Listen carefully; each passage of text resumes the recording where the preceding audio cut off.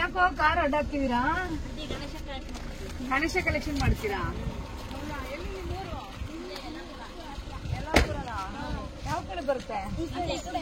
ಹೌದಾ, ಎಷ್ಟು ಕಲೆಕ್ಷನ್ ಮಾಡಿದೀರಾ? 4 ರೂಪಾಯಿ ಮಾಡಿದೀರಾ? ಎಲ್ಲರಿಂದ ಎಷ್ಟೆಷ್ಟು ಇಸ್ಕೊತೀರಾ? 10-20 ಇಸ್ಕೊತೀರಾ? ಯಾವಾಗ ಕೂರ್ಸೋದು? ಈ ಸೆಪ್ಟೆಂಬರ್ಗ ಹೆಂಗ್ ಮಾಡ್ತೀರಾ? ಗಣೇಶ ಎಲ್ಲಿಂದ ತರೋದು? ಹೌದಾ, ನಾನೇನ್ ಮಾಡ್ಬೇಕೀಗ? ಕೊಡ್ಬೇಕು. ಎಷ್ಟು ಕೊಡ್ಬೇಕು? ಎಷ್ಟಾದ್ರೆ ಅಷ್ಟು ಕೊಡ್ಬೋದಾ? ಕೂರಿಸ್ತೀರಾ? ನಿಜವಾಗ್ಲು ಗಣೇಶ ತರ್ತೀರಾ?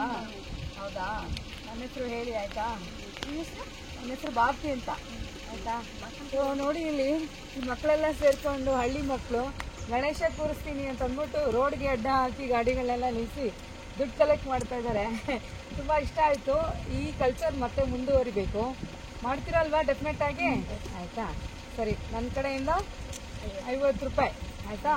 ನನ್ನ ಹೆಸರು ಭಾರತಿ ಅಂತ ಆಯ್ತಾ? ಬರ್ತೀನಿ 8ನೇ ತಾರೀಕು 9ನೇ ತಾರೀಕನ್ನ ಗಣೇಶ ಕೂರಿಸೋದು. 6-7ಕ್ಕಾ? ಸರಿ ಸರಿ ಬರ್ತೀನಿ. ಏನ್ ಕೊಡ್ತೀರಾ? ಹೌದಾ, ಊಟ ಇರುತ್ತಾ? ಕೊಡ್ತೀರಾ? ಆಟ ಎಲ್ಲ ಇದೆ. ಆಟ ಇದೆಯಾ? ಏನೇನು ಆಟ ಆಡಿಸ್ತೀರಾ? ಚಿಕ್ಕ ಮಕ್ಕಳಿಗೆ ದೊಡ್ಡವ್ರಿಗೂ ನಾನು ಆಟ ಆಡ್ಬೋದಾ? ಸರಿ ಸರಿ ಸರಿ ಸರಿ ಬರ್ತೀನಿ 6-7ಕ್ಕೆ ಆಯ್ತಾ?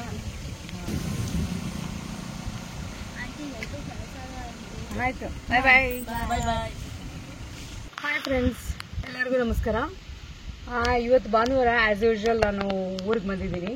ಆಲ್ರೆಡಿ ತೋಟದಲ್ಲಿದ್ದೀನಿ, ನಿಮ್ಗೆ ಕಾಣಿಸ್ತಾ ಇರ್ಬೋದು. ಇವತ್ತು ವೆದರ್ ತುಂಬ ಪ್ಲೆಸೆಂಟ್ ಆಗಿದೆ, ಅಷ್ಟೇನು ಬಿಸಿಲಿಲ್ಲ. ಮಳೆ ಅಂತೂ ತುಂಬ ಚೆನ್ನಾಗಿ ಬಂದಿದೆ.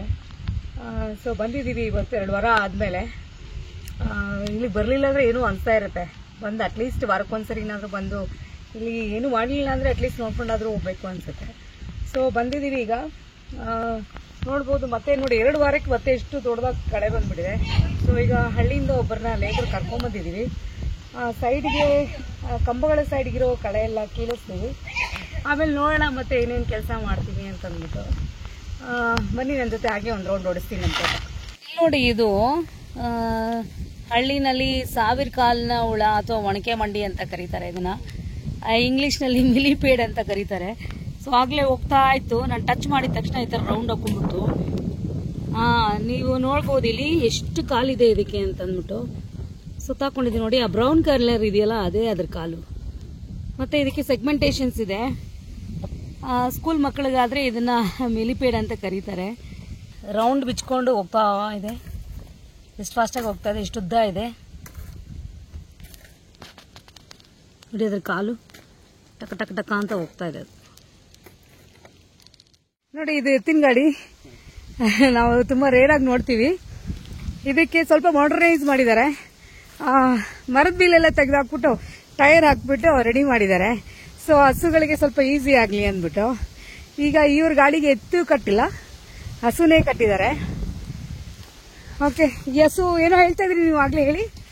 ಈ ಹಸುವಿಂದ ನಿಮ್ಮ ಹಾಲು ಕೊಡುತ್ತಲ್ವಾ? ನಿಮ್ಮ ಮೊಮ್ಮಕ್ಕಳು ಸಾಕ್ತಾ ಇದೆ ಅಂತೆ. ನೋಡಿ, ಹಸುಗಳು ಯಾವಾಗ್ಲೂ ಉಪಯೋಗನೇ.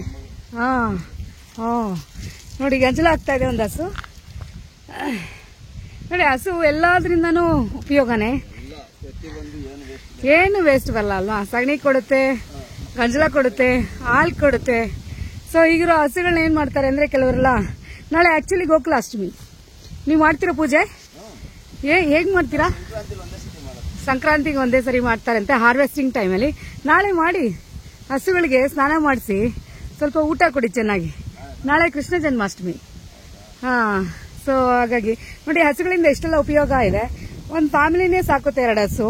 ಅಂಥದ್ರಲ್ಲಿ ಹಸುಗಳಿಗೆ ವಯಸ್ಸಾಗಿದೆ ಅಂದ್ಬಿಟ್ಟು ಕಟಕರು ಕೊಟ್ಬಿಡ್ತಾರೆ. ಹಂಗೆ ಮಾಡಬೇಡಿ ಪ್ಲೀಸ್. ಸೊ ಆ ಥರ ನಿಮ್ಗೇನು ಬೇಡ ಅನ್ಸಿದ್ರೆ ಗೋಶಾಲೆ ಇರುತ್ತೆ, ಅಲ್ಲಿ ಕೊಟ್ಬಿಡಿ, ಅವ್ರು ಸಾಕ್ತಾರೆ. ಸ್ವಲ್ಪ ಡೊನೇಷನ್ಸ್ ಅವಾಗ ಕೊಡ್ತಾ ಇದ್ರೆ ಪಾಪ ಅವ್ರು ಸಾಕ್ತಾರೆ. ಸೊ ಹಸುಗಳನ್ನ ನಾವು ದೇವತೆ ಅಂತ ಪೂಜೆ ಮಾಡ್ತೀವಿ. ಎಲ್ಲ ದೇವರುಗಳು ಹಸುಗಳಲ್ಲೇ ಇರುತ್ತೆ. ಸೊ ಹಾಗಾಗಿ, ಆಮೇಲೆ ಗೂಳಿ ಶಿವನ ವಾಹನ. ಸೊ ಹಂಗಾಗಿ ಎಲ್ಲ ರೈತರಲ್ಲಿ ವಿನಂತಿ, ಹಸುಗಳಿಗೆ ನಿಮಗೆ ಬೇಡ ಅನ್ಸಿದ್ರೆ ಗೋಶಾಲೆಗಳಿಗೆ ಕೊಟ್ಬಿಡಿ. ನೋಡಿ, ನಮಸ್ಕಾರ ಮಾಡ್ಕೊಳ್ಳೋಣ. ಏನು ಮಾಡಲ್ಲ ಅಲ್ವಾ? ನಾನು ಮುಟ್ಟಿ ನಮಸ್ಕಾರ ಮಾಡ್ಕೊಂಡೆ. ಅವ್ರ ಕೊಂಬು ನೋಡಿ ಎಷ್ಟು ಚೆನ್ನಾಗಿದೆ ಅಂತ. ಸೊ ನಮ್ಮ ಗೋಮಾತೆನ ಕಾಪಾಡೋಣ. ಮುಖ ಮುಟ್ಟಿ ನಮಸ್ಕಾರ ಮಾಡ್ಕೋತೀನಿ. ಏನೂ ಮಾಡ್ತಾ ಇಲ್ಲ. ಏನೂ ಮಾಡಲ್ವಂತೆ. ನಾಟಿ ಹಸುಗಳನ್ನ ಈಗ ಸಾಕೋರೆ ಕಡಿಮೆ ಆಗ್ಬಿಟ್ಟಿದ್ದಾರೆ. ಎಲ್ಲ HF ಹಾಲು. ಬರೀ ಹಾಲು ಕೊಡೋದನ್ನೇ ನೋಡ್ತಾರೆ ಅಲ್ವಾ. ನಾಟಿ ಹಸುಗಳ ಹಾಲು ಅಷ್ಟೇ ಹೆಲ್ದಿ ಅಲ್ವಾ. ಸೊ ಇಲ್ಲಿರೋ ಅವ್ರು ಹೇಳ್ತಾ ಇದ್ದಾರೆ, ಅವ್ರ ಮಕ್ಕಳೆಲ್ಲ ತುಂಬಾ ಹೆಲ್ತಿ ಆಗಿದ್ದಾರೆ ಹಸು ಹಾಲು ಕುಡಿದು. ಸೊ ಹಾಗಾಗಿ ರೈತರಲ್ಲಿ ವಿನಂತಿ, ಹಸುಗಳನ್ನ ಚೆನ್ನಾಗಿ ಸಾಕಿ ಹಾಗೆ ಚೆನ್ನಾಗಿ ನೋಡ್ಕೊಳ್ಳಿ ಅಂತ.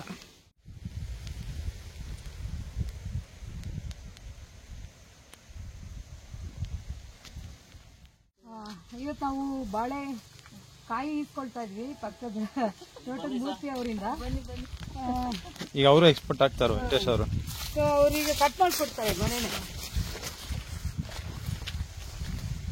ನೋಡಿ ಇದು ಬಂದಿದೆ, ಇದಕ್ಕೂ ಏನು ಔಷಧಿ ಹೊಡೆಯಂಗಿಲ್ಲ, ಹಂಗೆ ಹಣ್ಣಾಗುತ್ತೆ. ನೋಡಿ ಒಂದ್ಸರಿ ನೀವು ಇನ್ನೂ ದಪ್ಪದ ಬೇಕಂದ್ರೆ ಆ ಕಡೆಗೆ ಹೋಗೋಣ. ಇನ್ನು ಸ್ವಲ್ಪ ದಪ್ಪದಿದ್ರೆ ಒಳ್ಳೇದು. ನೋಡ್ರಿ ಆ ಕಡೆ ಹೋಗೋಣ. ಹಂಗಾರೆ ಇದು ಆಗಿದೆ ಅನ್ಸುತ್ತಲ್ಲ, ಚೆನ್ನಾಗಿ ರೌಂಡ್ ಇದೆ. ಅದು ಇದೆ, ಇದು ಆಗಿದೆ. ಅದು ರೌಂಡ್ ಇದೆ, ಇದು ರೌಂಡ್ ಇದೆ. ಎರಡು ಓಕೆ. ಎರಡು ಗೆರೆ ಬಿಟ್ಟಿಲ್ಲ ಅದಕ್ಕೆ.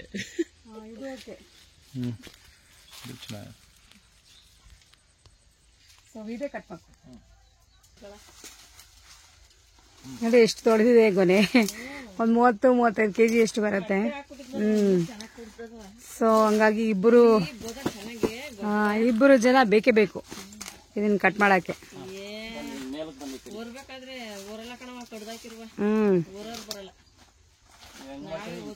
ಮೇಲೆ ಕಟ್ ಮಾಡ್ರಿ.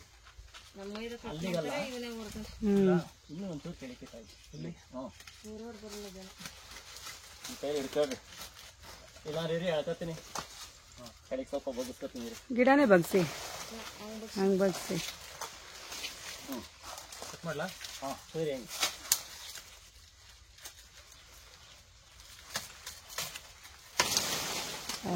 ನೋಡಿ ಹೆಂಗಿದೆ, ಎಷ್ಟು ದೊಡ್ಡದಾಗಿದೆ.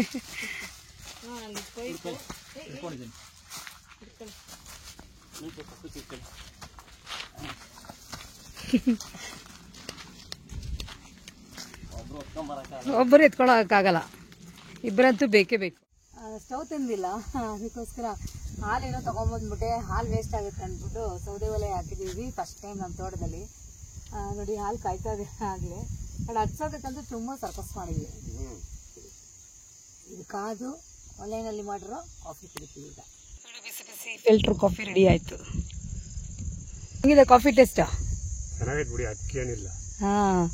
ಸೌದೆಲೆ ಮಾಡ್ತಿದ್ದು, ಈಗ ಗ್ಯಾಸ್ಗಳು ಬಂದಿರೋದಕ್ಕೆ ಗ್ಯಾಸಲ್ಲಿ ಮಾಡ್ತೀರಾ? ನಿಂಗೇನ್ ಅನ್ಸುತ್ತೆ?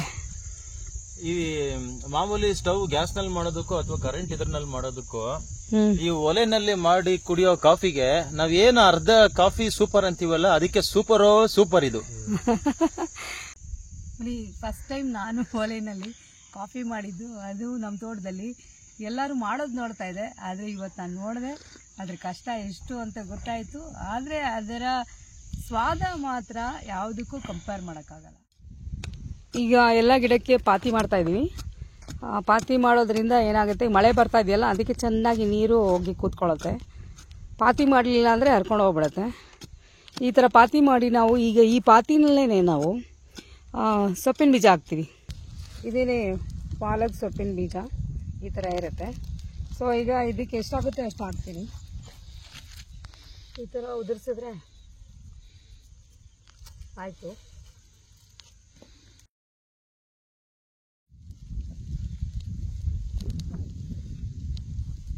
ಈ ಥರ ಕಾಣದೇ ಇರೋ ಥರ ಬೀಜ ಮುಚ್ಚಿದ್ರೆ ಹಾರೋಗಲ್ಲ ಬೀಜ.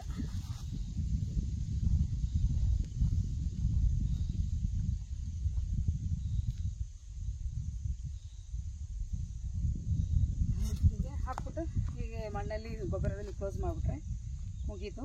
ಮಳೆ ಬರುತ್ತೆ, ಮಳೆ ಬಂದು ನೆಕ್ಸ್ಟ್ ವೀಕಿಗೆ ಅಷ್ಟರಲ್ಲಿ ಮೊಳಕೆನೂ ಬರುತ್ತೆ. ನಾವೇನು ಅಂದ್ಕೊಂಡ್ವೋ ಅಷ್ಟು ಕೆಲಸನೂ ಮಾಡಿದ್ವಿ ಇವತ್ತು. ಕಳೆ ಕೀಳಿಸಿ ಹೊಸ ಗಿಡಗಳನ್ನ ಕೂಡ ಹಾಕಿದ್ವಿ, ಮತ್ತು ಹೊಸ ಅಡ್ವೆಂಚರ್ ಮಾಡಿದ್ವಿ. ಅಂದರೆ ಸೌದೆ ಒಲೆಯಲ್ಲಿ ಕಾಫಿ ಮಾಡಿದ್ದು, ಹಾಗೆಯೇ ಈ ವಿಡಿಯೋದಲ್ಲಿ ಇನ್ನೂ 2-3 ಹೊಸ ವಿಷಯಗಳನ್ನ ನೋಡ್ತೀರಾ. ಸೊ ಬನ್ನಿ, ನಾನು ಇವಾಗ ಲಾಸ್ಟ್ಗೆ ತೋರಿಸ್ತೀನಿ ನಿಮಗೆ ಯಾವ್ಯಾವ ಕೆಲಸನ ಕಂಪ್ಲೀಟ್ ಮಾಡಿದ್ದೀವಿ ಅಂತ ಅಂದ್ಬಿಟ್ಟು. ಸೊ ನೋಡಿ, ಈಗ ನೋಡಿ ಸೈಡ್ಗಿರೋ ಅಂದರೆ ಕಂಬದ ಸೈಡ್ಗಿರೋ ಕಳೆನೆಲ್ಲ ಕಿತ್ತಾಕ್ಬಿಟ್ಟಿದ್ದೀವಿ. ಗಿಡಗಳೆಲ್ಲ ತುಂಬ ಚೆನ್ನಾಗಿ ಕಾಣಿಸ್ತಾ ಇದೆ, ನೋಡ್ಬೋದು ನೀವು. ಟೀಕೆಲ್ಲ ಎಷ್ಟು ಚೆನ್ನಾಗಿ ಕಾಣಿಸ್ತಾ ಇದೆ. ನೆಲ್ಲಿಕಾಯಿ ಗಿಡ ಮತ್ತು ಗಸಗಸೆ ಗಿಡದಲ್ಲಿ ಕಾಯಿಗಳು ಕೂಡ ಬಿಟ್ಟಿದೆ. ಎಲ್ಲಿ ಅದು? ನೋಡಿ, ಇಲ್ಲಿ ನೋಡ್ಬೋದು ಕಾಯಿನ. ಸೊ ಹಂಗೇನೆ ಇಲ್ಲಿ ಇವತ್ತು ಇದ್ರ ಕೆಳಗೆ ಕೂತ್ಕೊಂಡು ಊಟ ಮಾಡಿದ್ವಿ ನಾವು. ಸೊ ಅದಕ್ಕೆ ಒಂದು ಬೆಂಚ್ ಟೈಪ್ ರೆಡಿ ಮಾಡೋಣ ಅಂತ ಅಂದ್ಬಿಟ್ಟು ಕಲ್ಲನ್ನು ನಿಲ್ಲಿಸಿದ್ದೀವಿ. ಬನ್ನಿ, ಹಾಗೆ ತೋರಿಸ್ತೀವಿ. ನೋಡಿ, ಇಲ್ಲಿ ಒಂದು ಚೂರು ಕಳೆ ಇಲ್ಲ, ಎಲ್ಲ ಕೈನಲ್ಲೇ ಕಿತ್ತಿದ್ದು. ಲಾಸ್ಟ್ ಟೈಮು ಟ್ರ್ಯಾಕ್ಟರ್ನಲ್ಲಿ ಸೆಂಟರ್ನಲ್ಲಿ ನಾವು ಕ್ಲೀನ್ ಮಾಡಿಸಿದ್ದು. ನೋಡಿ, ಗಿಡಗಳೆಲ್ಲ ಎಷ್ಟು ಚೆನ್ನಾಗಿ ಕಾಣಿಸ್ತದೆ.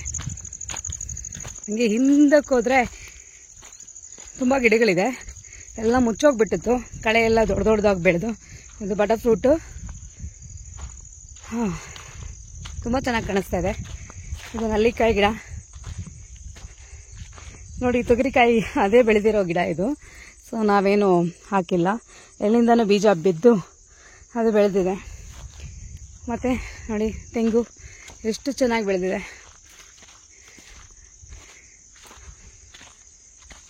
ಇದು ನೋಡಿ, ಇದು ಒಂದು ಸ್ಪೈಸ್ ಗಿಡ ನೋಡಿ. ಟೀ ಎಲೆಗಳೆಲ್ಲ ಎಷ್ಟು ದೊಡ್ಡದಾಗಿದೆ. ಸೊ ಇದೆಲ್ಲ ಕಳೆಯಲ್ಲಿ ಮುಚ್ಚೋಗಿತ್ತು. ಸೊ ಈಗೆಲ್ಲ ಕಳೆ ಎಲ್ಲ ಕಿತ್ತಾಕಿದ್ಮೇಲೆ ಎಲ್ಲ ಚೆನ್ನಾಗಿ ಕಾಣಿಸ್ತಾ ಇದೆ. ನೋಡ್ಬೋದು ನೀವು, ಕಳೆ ರಾಶಿನೇ ಹಾಕಿದ್ದೀವಿ ಇಲ್ಲಿ ಕೆತ್ತಿಸ್ಬಿಟ್ಟು. ಸೊ ಇದೆಲ್ಲ ಹಿಂಗೆ ಬಿಡ್ತೀವಿ, ಕಳೆನ ಬಿಟ್ಬಿಟ್ಟು ಅದು ಒಣಗಿದ ಮೇಲೆ ನೆಕ್ಸ್ಟ್ ವೀಕು ಇನ್ನೊಂದ್ಸರಿ ಟ್ರ್ಯಾಕ್ಟ್ರಲ್ಲಿ ಕಲ್ಟಿವೇಟ್ರಲ್ಲಿ ಮಾಡಿಸ್ಬಿಟ್ರೆ ಅದು ಪೀಸ್ ಮಾಡಿ ಮಲ್ಚಿಂಗ್ ಮಾಡಿಬಿಡುತ್ತೆ. ಸೊ ಅದೇ ಗೊಬ್ಬರ ಆಗುತ್ತೆ. ಮತ್ತು ಇನ್ನೊಂದು ಅಬ್ಸರ್ವ್ ಮಾಡಿರ್ಬೋದು, ನಾವು 3 ಲೈನ್ ಪಾತಿ ಮಾಡಿದ್ದೀವಿ ಗಿಡಗಳಿಗೆ. ಇಷ್ಟು ದಿನ ಮಾಡಿರಲಿಲ್ಲ. ಸೊ ಇದು ಮಾಡೋದ್ರಿಂದ ತುಂಬಾ ಅಡ್ವಾಂಟೇಜು. ನೀರಲ್ಲೇ ನಿಂತ್ಕೊಳ್ಳುತ್ತೆ, ಗಿಡಕ್ಕೆ ಸಾಕಷ್ಟು ನೀರು ಬರುತ್ತೆ. ಮತ್ತು ಇನ್ನೊಂದು ರೌಂಡ್ ಗೊಬ್ಬರ ಹಾಕಿದ್ವಿ ಎಲ್ಲ ಗಿಡಗಳಿಗೂ. ಸೊ ಇವತ್ತು ತುಂಬ ಫಾಸ್ಟಾಗಿ ಕೆಲಸ ಮಾಡಿದ್ವಿ. ಹಾಗೆಯೇ ಹೊಸ ಗಿಡಗಳನ್ನ ಹಾಕಿದ್ದೀವಿ ಇಲ್ಲಿ. ಆ ಲೈನು ನೆಕ್ಸ್ಟ್ ವೀಕ್ ಕ್ಲೀನ್ ಮಾಡ್ತೀವಿ ಕಳೆನ. ಬಟ್ ಇದು ಕ್ಲೀನ್ ಮಾಡೋದು ಈಸಿನೇ, ಯಾಕೆಂದರೆ ಕಳೆ ಚಿಕ್ಕದಾಗಿದೆ. ನೋಡಿ, ಇಲ್ಲಿ ಇವತ್ತು ಹಾಕಿರೋ ಹೊಸ ಗಿಡಗಳ ಲೈನು. ಲಾಸ್ಟ್ ಟೈಮ್ ತಂದಿಟ್ಬಿಟ್ಟು ನಾವು ಹಂಗೆ ಇಟ್ಬಿಟ್ಟಿದ್ವಿ, ಟೈಮ್ ಆಗೋಯ್ತು ಅಂತ. ಇವತ್ತು ಹಾಕಿದ್ವಿ ನೋಡಿ. ಇದು ಕೆಂಪು ಸೀಬೆ, ಇದು ಬಂದು ನಿಂಬೆ, ಇದೆ ಮೆಕೆಡೋಮಿಯಾ. ತುಂಬ ಕಾಸ್ಟ್ಲಿ ಗಿಡ. ಲಾಸ್ಟ್ ಟೈಮ್ ಹೇಳಿದ್ದೆ ನಾನು, 1 kgಗೆ 2,500ದಿಂದ 3,000 ರೂಪಾಯಿ. ಇದೊಂದು ಡ್ರೈ ಫ್ರೂಟು. ಮತ್ತು ಇಲ್ಲೂ ಒಂದು ನಿಂಬೆ ಗಿಡ. ನಿಂಬೆ ಗಿಡಗಳು ಸಾಕಷ್ಟು ಹಾಕ್ತಿದ್ದೀವಿ ನಮ್ಮ ತೋಟದಲ್ಲಿ. ನೋಡಿ, ನಮ್ಮ ಯಜಮಾನ ಗೊಬ್ಬರ ಹಾಕ್ತಾಯಿದ್ದಾರೆ. ಈ ಸರಿ ಅಂತೂ ಯಥೇಚ್ಛವಾಗಿ ಗೊಬ್ಬರ ಹಾಕಿದ್ದೀವಿ, ಕುರಿ ಗೊಬ್ಬರ. ಸೊ ಮಳೆಗೆ ಚೆನ್ನಾಗಿ ಹೊಂದ್ಕೊಂಬಿಟ್ಟು ಗಿಡಗಳೆಲ್ಲ ಚೆನ್ನಾಗಿ ಬರುತ್ತೆ. ಈ 2 ಗಿಡಗಳನ್ನ ಹಾಗೆ ಬಿಟ್ವಿ. ಇದು ಬಂದ್ಬಿಟ್ಟು ಮೆಹಂದಿ ಗಿಡ, ಮತ್ತು ಇದು ವೈಟ್ ದಾಸವಾಳ. ಯಾಕೆಂದರೆ ಅದನ್ನು ಬಾರ್ಡರ್ಗೆ ಹಾಕೋಣ, ಸೆಂಟ್ರಲ್ಲಿ ಹಾಕೋದು ಬೇಡ ಅಂದ್ಕೊಂಬಂಡು. ಸೊ ಅದನ್ನೇ ಈಗ ಬಾರ್ಡರ್ಗೆ ಹಾಕ್ತಾರೆ. ಇದೇನಂತ ದೊಡ್ಡ ಗಿಡ ಆಗಿ ಬೆಳೆಯಲ್ಲ. ನಮ್ಮ ತೋಟದಲ್ಲಿ ಗೆಣಸು ಕೂಡ ಬೆಳೆಸಿದ್ದೀವಿ. 2 ರೀತಿಯ ಗೆಣಸು ಬೆಳೆಸಿದ್ದೀವಿ. ಒಂದು ಸಿಹಿ ಗೆಣಸು ನೋಡಿ, ಇದೇ ಸಿಹಿ ಗೆಣಸು, ತೋರಿಸ್ತೀನಿ ನೋಡಿ. ಇದು ಸಿಹಿ ಗೆಣಸು. ಎಲೆ ಅಬ್ಸರ್ವ್ ಮಾಡಿ ಹೆಂಗಿದೆ ಅಂತ, ಸಾಫ್ಟ್ ಆಗಿದೆ ಇದೆ ಎಲೆ. ಮತ್ತು ಈ ಥರ ಇರುತ್ತೆ, ತೋರಿಸ್ತೀನಿ ಹತ್ತಿರದಿಂದ ನೋಡಿ. ಎಲೆ ಈ ಥರ ಇರುತ್ತೆ. ಇದು ಸಿಹಿ ಗೆಣಸು. ಸೊ ಇದು ಜಸ್ಟ್ ಹಂಗೆ ಹಾಕಿದ್ವಿ, ಅದು ಹಂಗೆ ಬಂತು. ಇದು ನಮ್ಮ ಟೆರೆಸ್ ಮೇಲೆ ಹಾಕಿದ್ವಿ, ಅದು ತಂದು ಇಲ್ಲಿ ಹಾಕಿದ್ವಿ. ಇದು ಸಿಹಿ ಗೆಣಸು ಗಿಡ. ಸೊ ಆಲ್ರೆಡಿ ದೊಡ್ಡದಾಗಿಬಿಟ್ಟಿದೆ. ಇನ್ನೊಂದು ಸ್ವಲ್ಪ ದಿನ ಗೆಣಸು ಬಿಡ್ಬೋದು ಅನಿಸುತ್ತೆ. ಅದೇ ರೀತಿ ಇನ್ನೊಂದು ರೀತಿಯ ಗೆಣಸು, ಮರಗೆಣಸು, ಅದನ್ನು ಹಾಕಿದ್ದೀವಿ. ಪಕ್ಕದ ತೋಟದವ್ರು ಹಾಕಿದ್ರು, ಅವ್ರ ಹತ್ರ ತೊಗೊಂಡು ನಾವು ಕೂಡ ಹಾಕಿದ್ದೀವಿ. ನೋಡಿ, ಅದಕ್ಕೂ ಇದಕ್ಕೂ ಡಿಫ್ರೆನ್ಸು ನೋಡಿ. ಇದು ಮರಗೆಣಸು. ಸೊ ಅದರ ಎಲೆಗೂ ಇದರ ಎಲೆಗೂ ಡಿಫ್ರೆನ್ಸ್ ನೋಡಿದ್ರಲ್ಲ ನೀವು. ಸೊ ಇದು ಮರಗೆಣಸು, ಇದರ ಎಲೆ ನೋಡಿ ತುಂಬ ದೊಡ್ಡದಾಗಿದೆ, ಮತ್ತು ಕಟ್ಸು ಜಾಸ್ತಿ ಇದೆ ಇದಕ್ಕೆ. ಸೊ ಇದು ಮರಗೆಣಸು. ಬದನೆಕಾಯಿ ಗಿಡ, ನಾನು ಹೇಳಿದ್ದೆ ಬದನೆಕಾಯಿ ಹಾಕಿದ್ದೀನಿ ಅಂತ. ಸೊ ಈ ಥರ ಬದನೆಕಾಯಿ ಗಿಡ ಪ್ರತಿಯೊಂದು ಗಿಡದ ಬುಡಕ್ಕೆ ಹಾಕಿದ್ದೆ, ಎಷ್ಟೊಂದು ಬಂದಿದೆ. ಸೊ ಇನ್ನೊಂದು ತಿಂಗಳು ಅನಿಸುತ್ತೆ ಬದನೆಕಾಯಿ ಕೂಡ ಕೊಡುತ್ತೆ. ನೋಡಿ, ಇವರು ಉಮೇಶ್ ಅಂತ ನಮ್ಮ ತೋಟ ಕೆಲಸಕ್ಕೆ ಬಂದಿದ್ರಲ್ಲ ಅವ್ರು ನನಗೋಸ್ಕರ ನುಗ್ಗೆ ಸೊಪ್ಪು ಕಿತ್ಕೊಡ್ತಾ ಇದ್ದಾರೆ. ನುಗ್ಗೆ ಸೊಪ್ಪಿನ ವ್ಯಾಲ್ಯೂ ನಿಮಗೆಲ್ಲ ಗೊತ್ತು, ತುಂಬಾ ನ್ಯೂಟ್ರಿಯೆಂಟ್ ರಿಚ್ ಸೊಪ್ಪು ಇದು.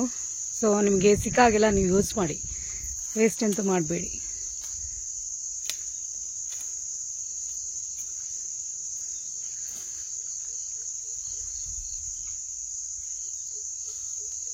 ನಾನು ಅನ್ಕೋತೀನಿ ಈ ವಿಡಿಯೋ ನಿಮಗೆ ಇಷ್ಟ ಆಗಿದೆ. ನಿಮಗೆಲ್ಲ ಗಾರ್ಡನಿಂಗ್ ತುಂಬಾ ಇಷ್ಟ ಆಗುತ್ತೆ, ನಿಮಗೂ ಕೂಡ ಆಸಕ್ತಿ ಇದ್ರೆ ಈ ತರ ಗಿಡಗಳನ್ನ ಬೆಳೆಸಿ ಪರಿಸರನ ಉಳಿಸಿ ಅಂತ ಹೇಳಕ್ ಇಷ್ಟಪಡ್ತೀನಿ. ಏನಾದರೂ ಹೊಸದಾಗಿ ನೀವು ಮಾಡ್ತಾ ಇರಿ ನಮ್ಮ ತರ ಅಂತ ಹೇಳಕ್ ಪಡ್ತೀನಿ. ನನಗೆ ಗೊತ್ತು ನಿಮಗೆಲ್ಲ ಈ ವಿಡಿಯೋ ತುಂಬಾ ಇಷ್ಟ ಆಗಿದೆ ಅಂತ. ವಿಡಿಯೋ ಇಷ್ಟ ಆಗಿದ್ರೆ ಲೈಕ್ ಮಾಡಿ, ಶೇರ್ ಮಾಡಿ, ಸಬ್ಸ್ಕ್ರೈಬ್ ಮಾಡಿ. ಸೊ ಈ ರೈತರ ಕೆಲಸ ನಿಮಗೂ ಕೂಡ ಇಷ್ಟ ಆಗಿತ್ತು ಅಂತ ಹೇಳಿದ್ರೆ ಪ್ರೀತಿಯಿಂದ ಈ ನಿಮ್ಮ ರೈತನಿಗೆ ನಮ್ಮ ಚಾನಲ್ ಸಬ್ಸ್ಕ್ರೈಬ್ ಅಂಡ್ ಲೈಕ್ ಮಾಡೋದ್ರ ಮುಖಾಂತರ ನೀವು ಸಪೋರ್ಟ್ ಮಾಡಿ. Okay, see you in the next video. ಹೊಸ ಅಡ್ವೆಂಚರ್ಗಳ ಜೊತೆಗೆ. ನೋಡಿ, ಇವತ್ತು ನಾನು ನಮ್ಮ ತೋಟದಿಂದ ಫಾರ್ ದ ಫಸ್ಟ್ ಟೈಮ್ ಕೆಲವು ಪದಾರ್ಥಗಳನ್ನ ತಗೊಂಡು ಹೋಗ್ತಾ ಇದ್ದೀನಿ. ಒಂದು ಬಾಳೆಗೊನೆ, ಎಷ್ಟು ದೊಡ್ಡದೇ ನೋಡಿ, ಒಂದು 40 kg ಬರ್ಬೋದು. ಇದು ನಮ್ಮ ಪಕ್ಕದ ತೋಟದವರಿಂದ ಕೇಳಿಸ್ಕೊಂಡಿದ್ದು. ಇದು ಪಚ್ಚ ಬಾಳೆಹಣ್ಣು. ಸೊ ಇದನ್ನ ನಾನು ಮನೆಗೆ ಹೋಗಿ ತಗೊಂಡೋಗಿ ಹಣ್ಣು ಮಾಡ್ತೀನಿ. ಹಣ್ಣು ಮಾಡೋದು ಯಾವ ರೀತಿ ಅಂತಾನು, ನ್ಯಾಚುರಲ್ ಆಗಿ ಹಣ್ಣು ಮಾಡೋದು ಯಾವ ರೀತಿ ಅಂತಾನು ನಿಮಗೆ ಒಂದು ವಿಡಿಯೋ ಮಾಡಿ ತೋರಿಸ್ತೀನಿ. ಹಾಗೇನೆ ಇದು ಬಸಳೆ ಸೊಪ್ಪು, ತುಂಬಾ ಹೆಲ್ತಿ.